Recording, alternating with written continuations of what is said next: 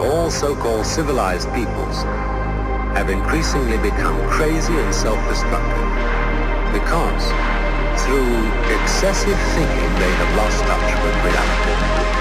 That's to say, we confuse science